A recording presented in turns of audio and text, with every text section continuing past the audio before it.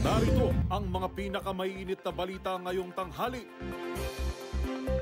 Dating Bamban Tarlac Mayor Alice Guo nahuli na sa Jakarta, Indonesia. Bagyong Enteng lumabas na ng Philippine Area of Responsibility. Pero habagat patuloy na magpapaulan sa ilang bahagi ng bansa.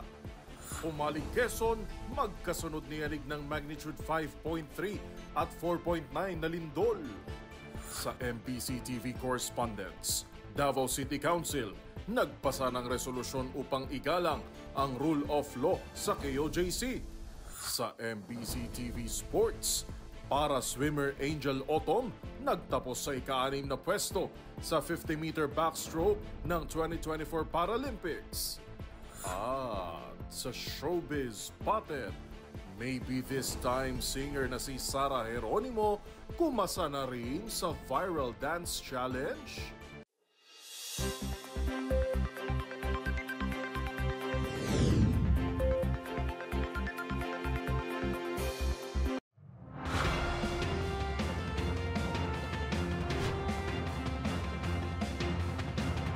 Bawat balita, makabuluhan. Bawat kwento, makapangyarihan. Boses ng Pilipino para sa Pilipino. Live mula sa MPC TV Studio. MPC TV Network News.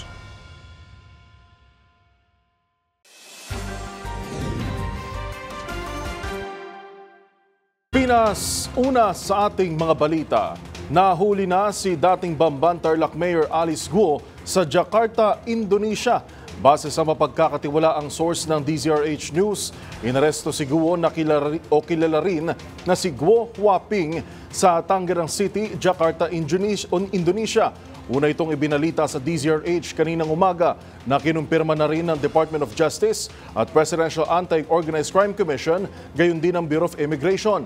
Ayon kay Indonesian Police Superintendent Odi Latuheru, pasado alas 11:58 kagabi nang maaresto si Guo na kasalukuyang nasa kustodiya ng Indonesian Police. Tiniyak ni Justice Secretary Boying Remulla na masusunod ang lahat ng legal proceedings para harapin at panagutan ni Guo ang kasalanan nito at mapabalik na sa Pilipinas. Kasalukuyang nakikipag-ugnayan si Immigration Commissioner Norman Tansingco sa mga Indonesian immigration counterparts nito upang agad maibalik sa Pilipinas si Alice Guo.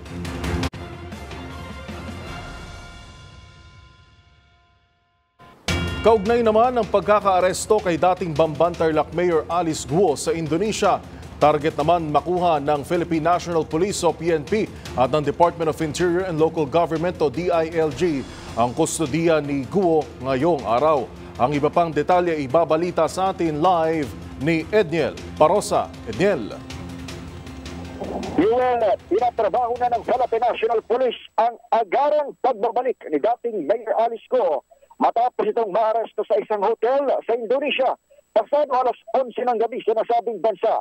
Sa press briefing dito sa Campo Crame, sinabi ni PNP spokesperson Police Colonel Jim Pardo na nakita mismo ni PNP Chief Police General Romeo Francisco Marbil si Guo sa pamamagitan ng isang video call kasama ng Indonesian authorities. Pinasulit ni Fajardo sa mga reporter ang mga pinakahuling larawan ni Guo na hindi na umano nagbigay pa ng kanyang pahayag. Binigyang diin ng opisyal na naaresto ang sinipang alkalde sa tulong ng Memorandum of Understanding o MOU na nilagdaan ng PNP at kanilang counterpart sa Indonesia noong taong 2017.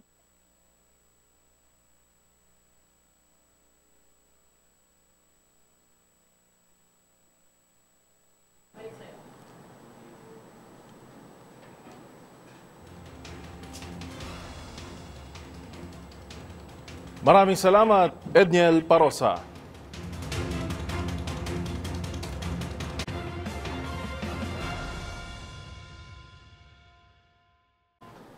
Samantala sa kaugnay pa ring balita, nagpasalamat naman sina Senator Sherwin Gatchalian at Senator Risa Ontiveros sa Indonesian authorities at sa National Bureau of Investigation o NBI sa mabilis nitong pag-aksyon upang mahuli ang tumakas sa bansa na si Alice Guo.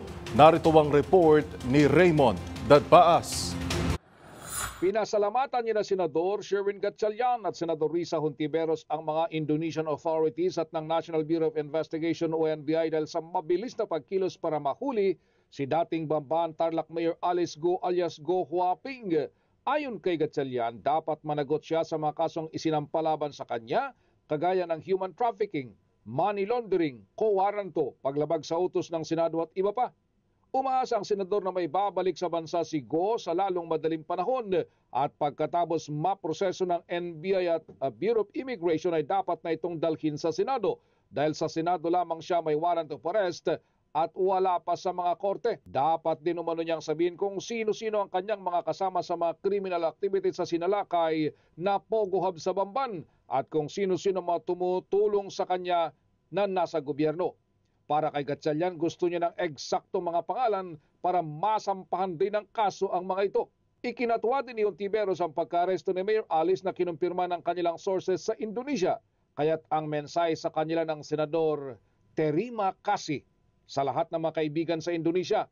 Pangako ng Senador, hindi nila tatantanan kung sino man ang mga tumulong sa kanila sa kanilang pagtakas. Matatanda na nauna nang naaresto sa Indonesia sina Cassandra Leong at ang kapatid ni Mayor Alice na si Sheila Guo na ngayon ay nakakulong sa detention facility ng Senado. Bukas ng hapon nakaschedule ang susunod na hearing ng Senate Subcommittee on Justice sa nangyaring pagtakas ni na Mayor Guo palabas ng Pilipinas. Ngunit wala pang katiyakan kung makahabol para humarap sa pagdinig si dating Mayor Alice. Para sa MBC TV Network News, ito si Raymond Advaz na una sa Pilipinas, una sa Pilipino.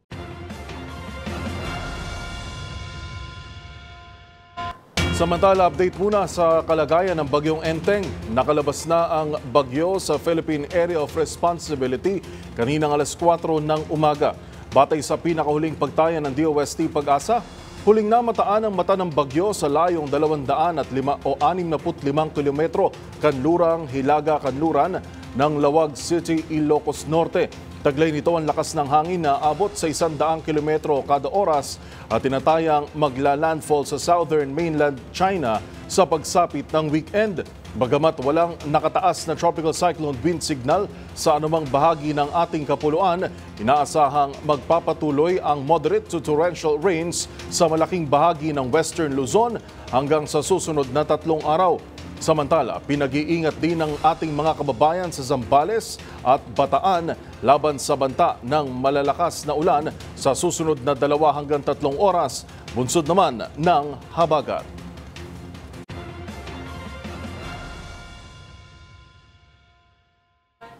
Kaugnay naman sa naranasan pa ring malakas na pagulan sa malaking bahagi ng bansa, asahan pa rin ang patuloy na pagbaha. Naglabas ng abiso ang National Irrigation Administration o NIA na magpapakawala sila ng tubig, partikular sa Magat Dam ngayong hapon.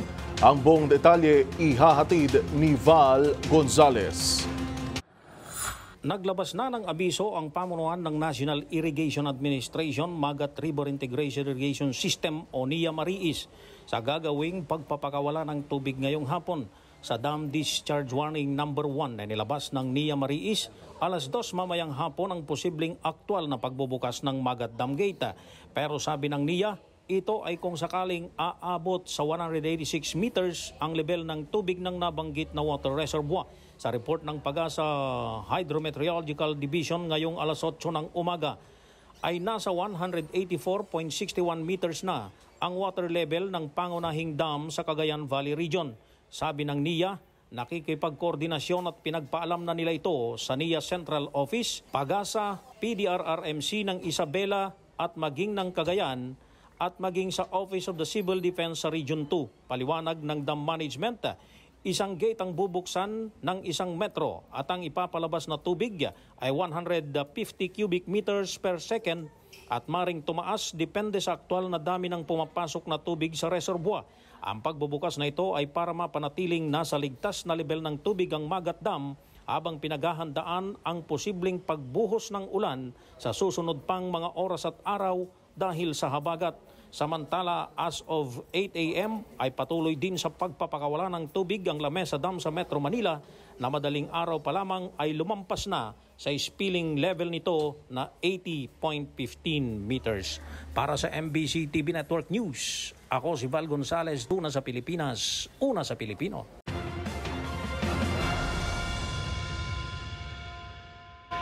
Samantala, atin munang balikan ang latest pa rin sa Campo Crame. Kaugnay pa rin ang target na paghuli ngayong araw o maibalik ngayong araw yung development doon po sa binabantayan nating pagbabalik bansa ni dating Bamban Tarlac Mayor Alice Guo. Balikan natin si Edniel Parosa. Edniel. Tinatrabaho na nga ng Philippine National Police ang agarang pagbabalik ni dating Mayor Alice Guo matapos siyang maaresto sa isang hotel sa Indonesia pasado alas 11 ng gabi sa nasabing bansa at unang inulat sa DZRH kaninang umaga sa briefing sa Campo Crame. Sinabi ni PNP spokesperson Police Colonel Jean Fajardo na nakita mismo ni PNP Chief Police General Romero Francisco Marbil Guo sa pamamagitan ng isang video call kasama ng Indonesian authorities. Ipinasilip din ni Fajardo sa mga reporter ang mga pinakahuling larawan ni Guo ay hindi na umano nagbigay pa ng pahayag. Binigyang din ng opisyal na naaresto ang sinipang alkalde sa tulong ng Memorandum of Understanding na nilagdaan ng PNP at kanilang counterpart sa Indonesia noong 2017. Pakinggan natin si Colonel Fajardo. Umaga po, mga around AM, ay nakipag-meeting po ang ating GPNP. I was there. Na-witness po natin yung meeting po ng ating GPNP sa ating foreign counterparts para pag-usapan po kung paano po yung magiging paglipat po ng custody ni Alice Guo sa Philippine National Police. Ayon sa PNP, target nilang makuha ang kustodiya ng sinipang alkalde ng Bamban ngayon mismong araw na ito o sa lalong madaling panahon. Kabilang umano sa mga ikinukonsidera ni General Marbil at Interior Secretary Benner Abalos ay ang personal mismong paglipad ng mga tauhan ng PNP at DILG sa Indonesia para makuha si Guo na may arrest order sa Senado tapos iugnay sa iligal na pogo. Oras, Yuel, na makuha ng PNP ang kustodiya ng dating alkalde, siya ay ita-turn over sa Senado dahil nga sa nabanggit sa arrest order. Live pa rin mula rito sa PNP headquarters sa Campo Crame para sa MBC-TV Network News. Ito si Edniel Parosa ng DZRH. Una sa Pilipinas, una sa Pilipino. Maraming salamat sa live update mula sa Campo Crame, Edniel Parosa.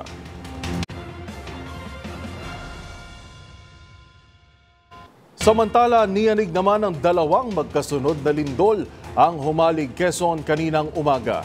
Ayon sa FIVOX, unang naitala ang magnitude 5.3 na lindol sa humalig kaninang alas 7:16 ng umaga. Naramdaman ang intensity 5 sa Humalig at Polillo, Quezon at intensity 4 sa Burdeos at Panulucan, Quezon, Santa Elena, Vinzons at Paracalles sa Camarines Norte. Naitala rin ang intensity 3 sa Ginayangan, Alabat, Tagkawayan, Calawag, General Nakar, Real at Mauban sa Quezon, maging sa Quezon City at Pateros. Habang naramdaman ang intensity 2 sa Atimonan, Lopez at Gumaca sa Quezon, Basud at Gallegos sa Camarines Norte at intensity 1 sa Caloocan City at Pasig City. Makalipas ang ilang minuto, niyanig naman ng magnitude 4.9 na lindol ang humalig. Naramdaman ang intensity 4 sa Polillo, Quezon, intensity 3 sa Ginayangan, Alabat, Tagkawayan, Calawag at Panulucan, Quezon, Makati City at Quezon City at intensity 2 naman sa Lopez at Gumaca, Quezon. Samantala, bunsod niyan ay nagsuspindi ng klase sa ilang mga lugar, partikular sa Humalig, Burdeos, Patnangunan at gayon din po sa ilang lugar sa Laguna at buong probinsya ng Camarines Norte.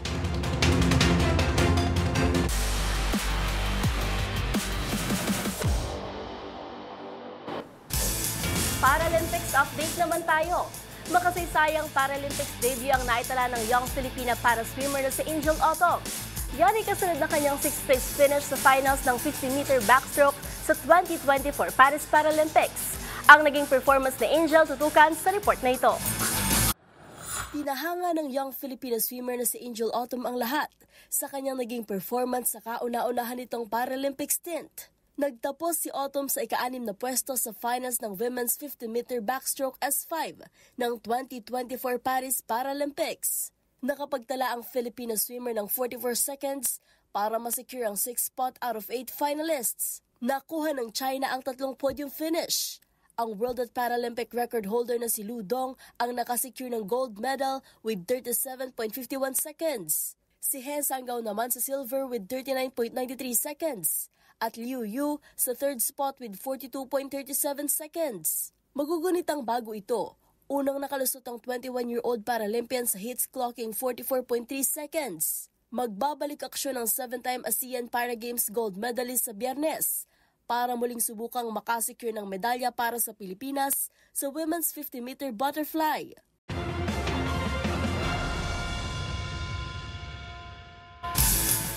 Sa aming pagbabalik, Akari at PLDT hindi muna sasabak sa gaganaping PVL Invitational Conference. Manatiling nakatutok dito sa MBC TV Network News.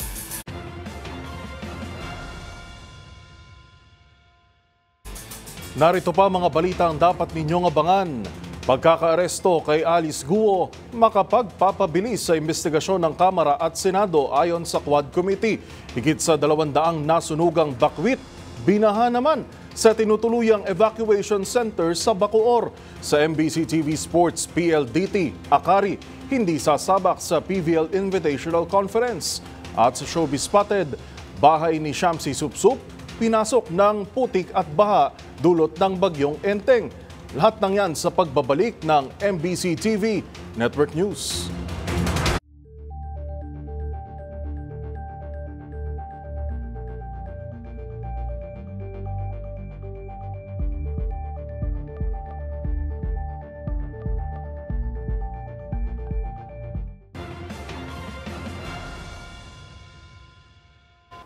Sa balita pa rin tungkol sa pagkakahuli kay dismissed Banbantarlac Mayor Alice Guo, ito na raw umano ang magpapabilis sa investigasyon ng Kamara, gayon din ng Senado sa iligal na pogo sa bansa. Ayon yan sa Quad Committee. Sa mga detalye ihahatid live ni Milky Regunan. Mana Milky. Noel, umaasa ang Quad Committee na mapabibilis ang investigasyon ng Kamara naging ng Senado sa issue ng operasyon ng pogo sa bansa. Reaksyon to ng Quadcom sa pagkakaaresto ni dismissed Banbantarlac Mayor Alice Guo sa Jakarta, Indonesia matapos tumakas palabas ng bansa. Muling inulit ng Quadcom ang kanilang posisyon sa pamagitan ng kanilang chairman ni Surigao del Norte Representative Robert A. Barbers. Bukod sa pagkakaaresto kay Guo sa Indonesia, dapat may pamapanagot at mga taga-gobyerno. Sa nakalipas na hearing ng Quadcom, humarap si Cassandra Leong, ang sinasabing incorporator ng Lucky South 99. Bukod kay Ong, ang mga personalidad na identified sa Lucky South 99 ay sina Alice Guo, Atty. Harry Roque at ang may bahay nito. Samantala, ongoing kaapat na hearing ng Quadcom tungkol sa issue ng extrajudicial killings, pogo at war on drugs ng nagdaang Duterte administration.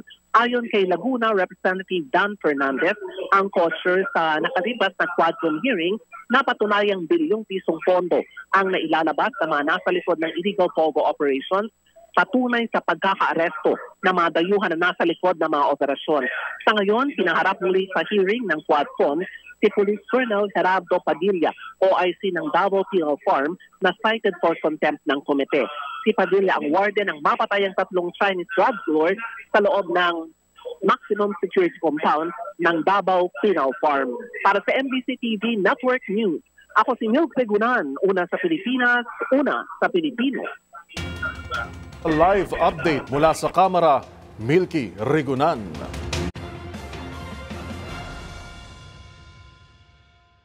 Sa iba pang mga balita, recycled lang ang mga nahuhuli ng Bureau of Immigration sa mga pinakahuling ni-raid na illegal pogo hub sa bansa. Sa panayam ng DZRH, sinabi ni Immigration spokesperson Dana Sandoval na lumilipat lang sa ibang pogo hub. Ang una nang inaresto sa mga ni-raid na pogo tulad na lamang sa Pasay at Pampanga.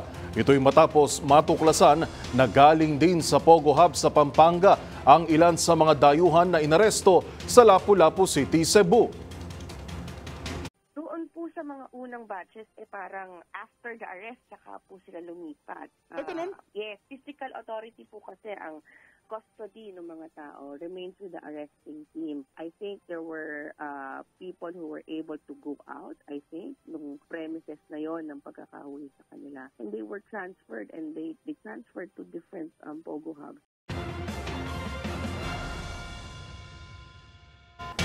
Samantala, sa patuloy namang pagbabantay at pag-iimbestiga sa loob ng Kingdom of Jesus Christ compound ng puganteng si Apollo Quiboloy, 5 menor de edad naman o nasa 5, hindi bababa sa 5 menor de edad ang nadatnan ng mga kapulisan sa isang maliit na kwarto na matagal nang hinaharangan ng mga nakatira sa KOJC. Sa mga detalye, narito ang report ni Rose Babiera.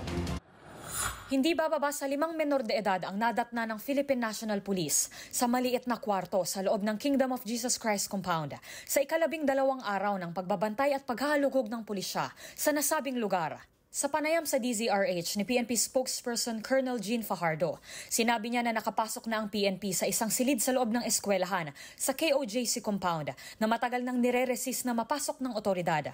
Ayon kay Fajardo, may isang silid na umano'y ginagamit ni Pastor Quiboloy at nakapaligid dito ang marami pang silid na umano'y tulugan ng mga kababaihan. Kabilang na ang mga menor de edad na tinatayang nasa edad 10 hanggang 15 taong gulang. According po doon sa pinayagan lamang po ng mga WCPD na personnel po natin, ay may mga bata po doon na nandoon po na nakita at sila lang po ang nandoon. Wala pong mga magulang at yun naman po ay medyo nakakapagtaka po. Katuwiran naman ang mga miyembro ng KOJC. Kasapi raw ang mga bata ng Children's Joy Foundation na isang organisasyon sa ilalim ng KOJC.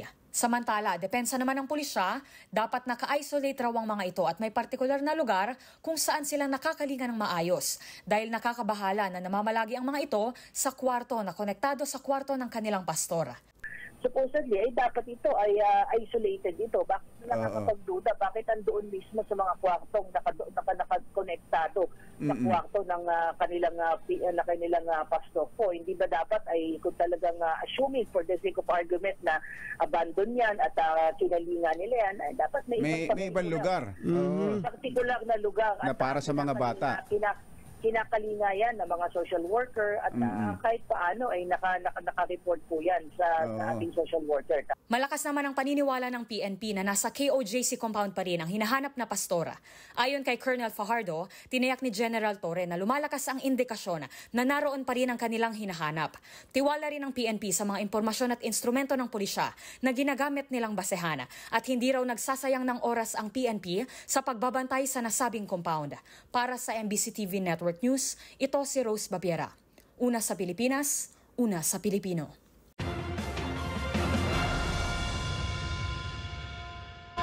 Nananatili namang suspendido ang pasok sa eskwela sa mga lugar sa Metro Manila, maliban yan sa Makati City. Kabilang sa mga walang pasok sa lahat ng antas sa pampubliko at pribadong paaralan sa NCR ay ang mga sumusunod: Marikina, Quezon City, Malabon, Caloocan, Valenzuela, Navotas, Parañaque, Taguig, Pateros, Muntinlupa, Pasig, San Juan at Las Piñas. Sa Maynila at Mandaluyong at Pasay ay pinapayuhan ng mga paaralan na magsagawa ng online o modular distance learning. Samantala, kanselado rin ang klase sa ilang mga lalawigan sa bansa, all levels sa public at private schools.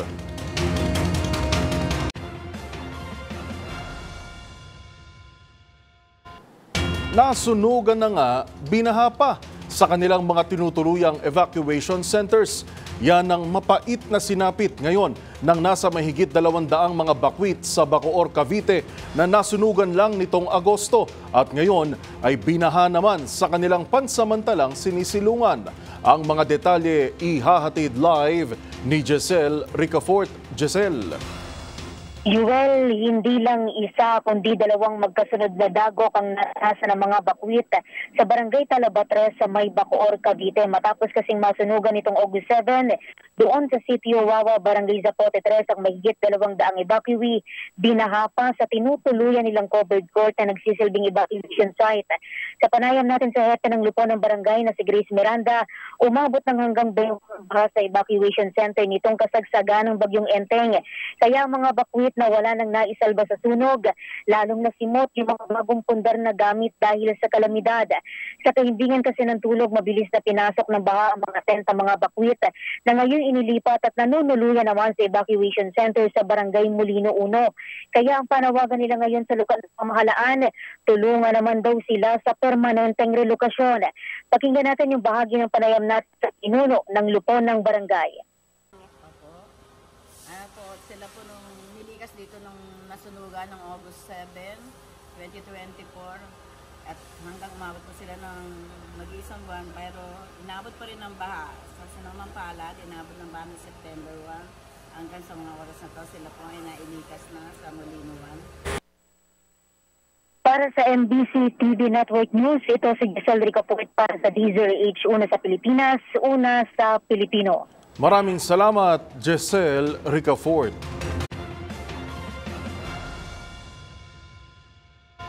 Samantala, lalo namang nakaranas ng matinding baha ang maraming lugar sa kabaan ng MacArthur Highway sa Bulacan at Valenzuela. Ito ay dulot pa rin ng malakas na hangin at tuloy-tuloy na pagulan kahit pa nakalabas na si Bagyong Enteng sa ating Philippine Area of Responsibility o PAR. Ang mga detalye sa report ni Edwin Duque.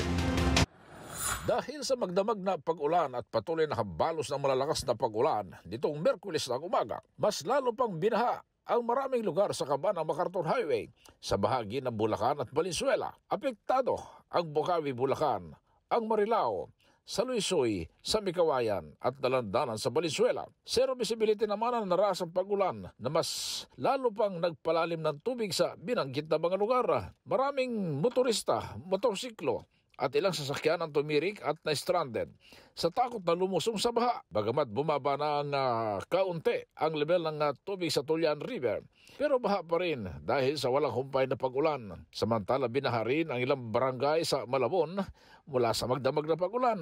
Sa ngayon ay patuloy pa rin ang naranasang sama ng panahon sa bahagi ng Manila Bay. Para sa MBC TV Network News, ako si Edwin Duque, una sa Pilipinas, una sa Pilipino.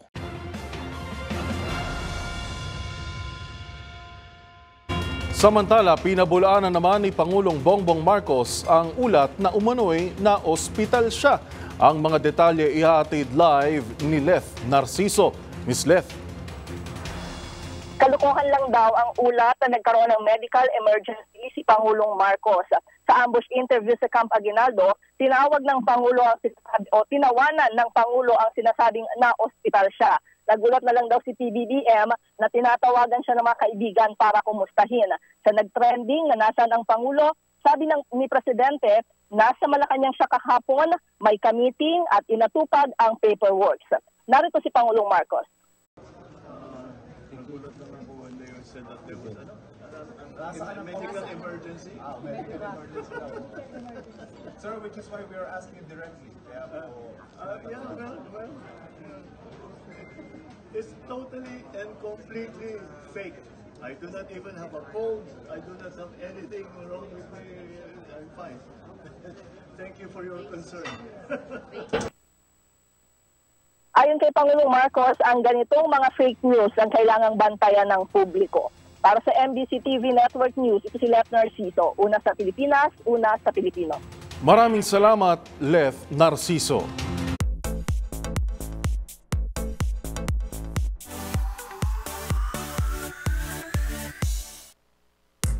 Ilang kabahayan ang nalubog sa baha dulot ng hagupit ng Bagyong Enteng sa bansa. At kabilang sa mga kababayan nating naapektuhan ang dating beauty queen na si Shamsi Supsup Lee. Ang sinapit ng kanilang tahanan, silipin sa Showbiz Report na ito. Maging ang tahanan ng dating beauty queen na si Shamsi Supsup Lee di nakaligtas sa pananalasa ng Bagyong Enteng sa bansa. Sa isang Instagram story, pinakita ni Miss Universe 2011 third runner-up ang kanilang bahay na pinasok ng baha at putik. Makikita rin ditong nakatumba na ang ilang silya. Ang insidenteng ito na kumpara ni Shamsi sa naging karanasan noong hagupit ng Bagyong Ondoy taong 2009. Kaugnay niyan, nagpaabot ito ng mensaheng hope everyone is safe and sound. Maliban sa pagiging direktor ng Miss Universe Philippines Organization, isa ring architect si Shamsi Supsup. Kung matatandaan last July, sa gitna naman ng pananalasa ng bagyong Karina sa bansa, ilang personalidad din ang pinasok ng baha ang tahanan, gaya ng content creator na si Ninong Rai. Gayon din ang komedyanteng si Lassie. Samantala, batay sa ulat ng Pag-asa, nakalabas na ng Philippine Area of Responsibility ang bagyong Enteng.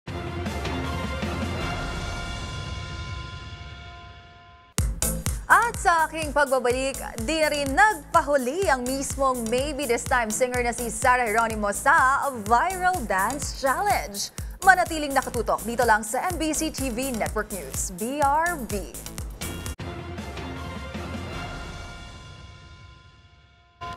Narito pa ang mga balitang dapat niyong abangan. PBBM muling nanawagan sa mga LGU na paigtingin ang waste management efforts. Sa MBC TV correspondent, sapat na gamot para sa leptospirosis, tiniyak ng Northern Samar. Sa experts' opinion, iba't ibang uri ng color blindness, alamin. Sa MBC TV Sports, PLDT at Akari, hindi sasabak sa PVL Invitational Conference. At sa Showbiz Spotted, Maybe This Time singer na si Sarah Geronimo kumasa na rin sa Viral Dance Challenge. Lahat ng yan sa pagbabalik ng MBC TV Network News.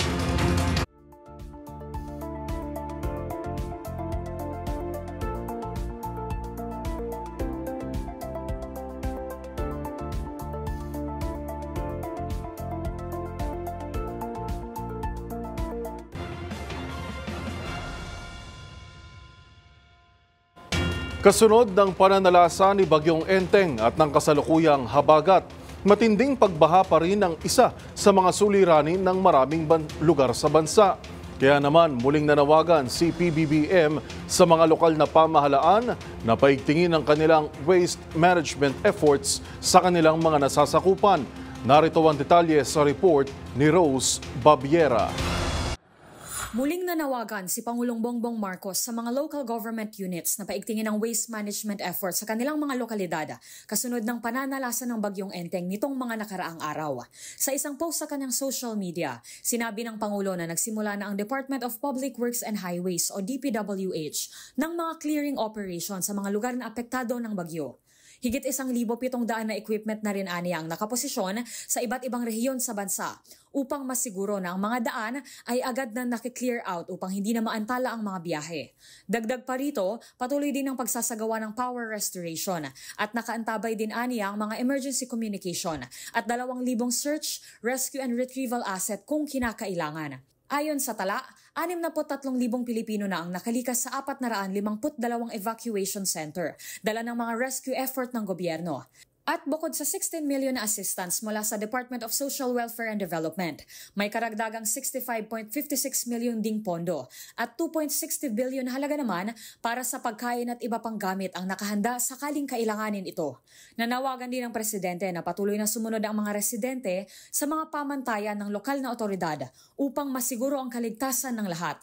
Para sa MBC TV Network News, ito si Rose Babiera. Una sa Pilipinas, una sa Pilipino.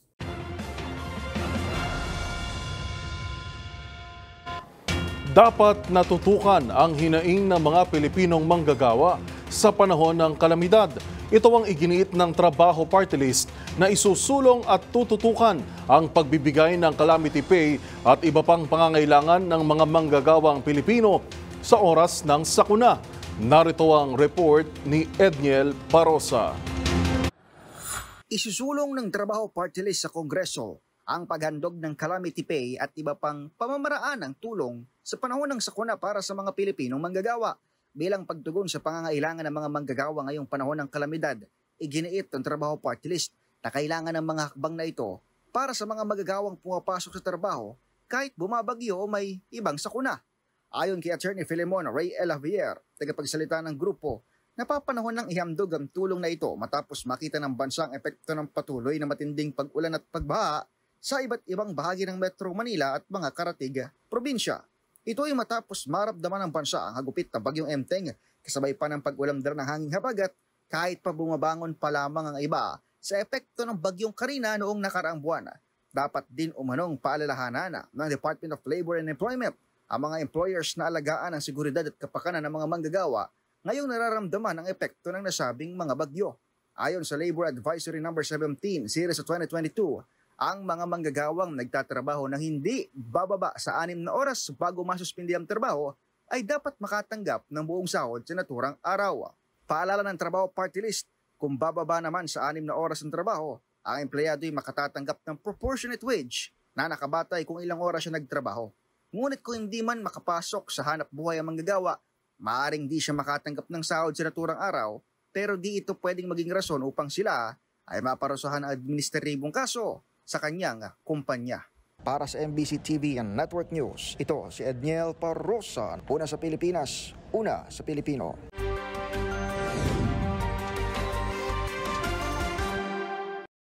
Kasabay naman ang nagpapatuloy na investigasyon at pagbabantay ng mga kapulisan sa KOJC compound sa Davao City.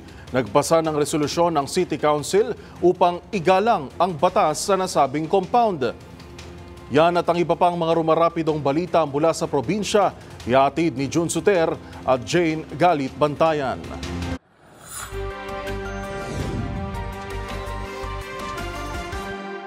Hiniling ni Davao City Councilor Atty. Luna Acosta sa Philippine National Police na igalang ang rule of law sa paghatid ng warto para kay Pastor Apollo Kibuloy sa Kingdom of Jesus Christ compound. Sinabi ni Luna sa isang privilege speech sa sangguniang panglungsod noong Martes, September 3 na habang nirespeto niya ang PNP sa kailang pagsasagawa ng warto para sa embattled na pastor, hindi rin dapat palampasin ang mga karapatan sa konstitusyon. Idinagdag niya ang paghahatid ng warrant na nagsimula noong Agosto 24 ay nakaapekto hindi lamang sa mga miyembro ng KOJC kundi maging sa mga Dabawenyo dahil nagdulot ito ng abala lalo na sa mga may flight, trabaho at klase. Hinimok din ng konsihal ang mga Dabawenyo na tutulan ang patuloy na pag-atake sa kapayapaan at kaligtasan ng publiko. Hinihikayat silang magsalita at huwag manahimik kapag dilabag ang kanilang mga karapatan. Dahil dito nagpasa ng resolusyon ang konseho kaugnay ng usapin. Samantala ay naman kay General Nicolas Torre III na pinapatupad naman nila ang rule of law. We welcome this resolution of the Davao City Council because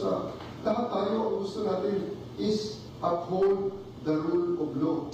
And I do hope that our esteemed council members and the political leadership of not only Davao City but our country as well to call for the concerned people and instrumentalities and everybody, all the Filipino people to uphold the rule of law.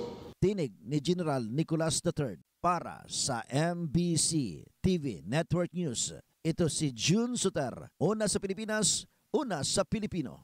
Matapos naman na makaranas ng malawakang pagbaha ang maraming lugar sa lalawigan dahil sa bagyo na si Enteng, ay hinikayat ni Northern Samar Governor Valenzuela ng publiko na magkaroon ng mga pagkamot laban sa leptospirosis. Apila nito, huwag nang antayin pa na makaramdam ng mga sintomas ang leptospirosis at agad na magtungo sa mga RHU para sa agarang lunas. Lahat ng lumusong sa baha, panawagan na nasabing gobernador, kailangan magkaroon ng paggamot. Siniguro naman ni Provincial Health Officer Dr. Aurora Dubong Convesencio, ayon sa report ng Provincial Government ng Northern Samar, ng lalawigan ay may sapat na supplies ng gamot laban sa leptospirosis na i-deliver na ito sa mga rural health units sa mga flood-affected municipalities sa lalawigan. Ayon sa Provincial Health Office, libre ang nasabing gamot. Para sa MBC TV Network News, RH34 Jane Galit Bantayan, una sa Pilipinas, una sa Pilipino.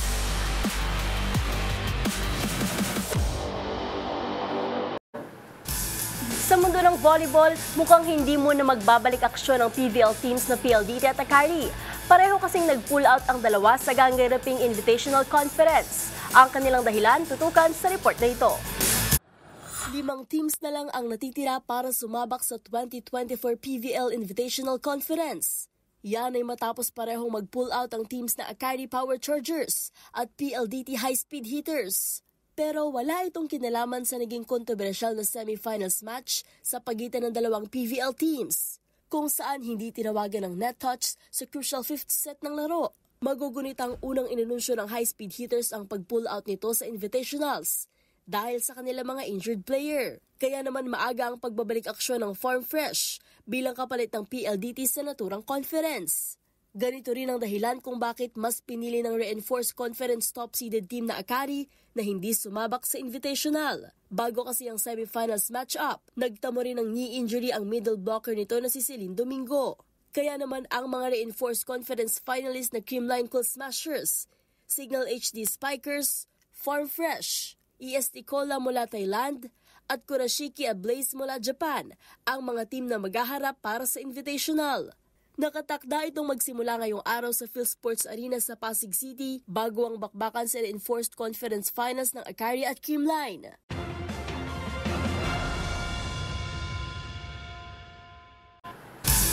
At yan ang mga latest updates sa mundo ng sports.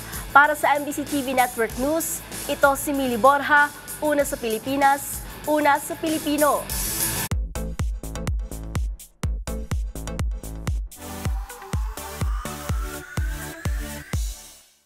Isa ka rin ba sa mga Maybe This Time Dance Challenge? Ang dance steps na pinauso ng isang estudyante nakarating na rin kasi kay popstar royalty Sarah Geronimo na siyang umawit nito. Panoorin yan sa Showbiz Report na ito.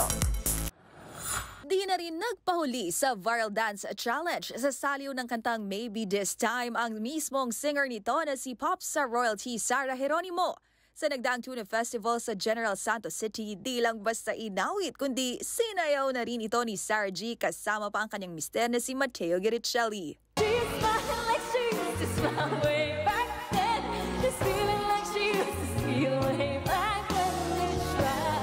Ang naturang dance craze ay pinauso ng estudyanteng si Ralph Villaruz. Ang trending video nito mayroon na ngayong 53.4 million views mula nang ipinost last July. Samantala, sa isa namang video, nagpaabot ng pasalamat ang award-winning singer sa binata. Salamat kay Ralph! Yes, thank you! Muling nakilala ang awitin natin. Maybe This Time! See you soon, Ralph! Yes, see you soon, Ralph! Ang kantang Maybe This Time ay orihinal na inawit ng American singer-songwriter na si Michael Martin Murphy taong 1983.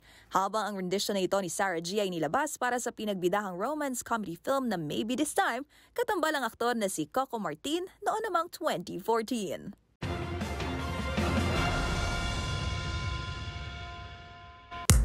Para sa MBC TV Network News, ito po ang iyong Showbiz Angel, Angelica Cosme. Una sa Pilipinas, una sa Pilipino. Balik sa'yo, Yuel. Maraming salamat, Showbiz Angel. Di ba may kanyan? May version kanyang Maybe This Time Dance. At iyan ng mga nakalap naming balita ngayong araw ng Miyerkules. Ito si Yuel Reyes. Magkita-kita tayo muli bukas, araw naman ng Huwebes, para sa mga balitang makabuluhan, mga kwentong makapangyarihan.